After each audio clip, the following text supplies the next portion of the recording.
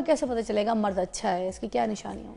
دیکھیں اچھے مرد کی بہت ساری نشانیاں ہیں، لیکن 3 اسپیسیفک نشانیاں میں آپ کو بتا دیتی ہوں کہ جو اگر مرد جیسا بھی ہو لیکن عورت آپ دونوں جیسی نہ ہو.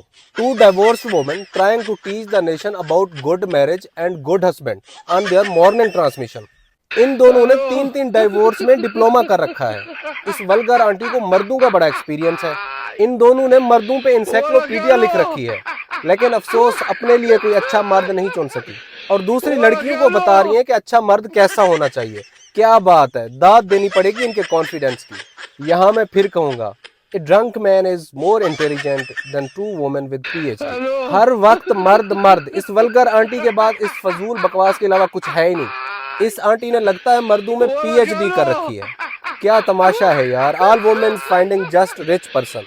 مارننگ ٹرانسمیشن پہ بیٹھے ہوئے ہو، کوئی اچھی بات سکھا دو، کوئی اسلامی بات سکھا دو. چھوٹے چھوٹے بچے بچیاں دیکھتے ہیں آپ لوگوں کو. یہ کیا تماشا لگایا ہوا ہے؟ کیسا مرد ہونا چاہیے، کیسا مرد چننا چاہیے.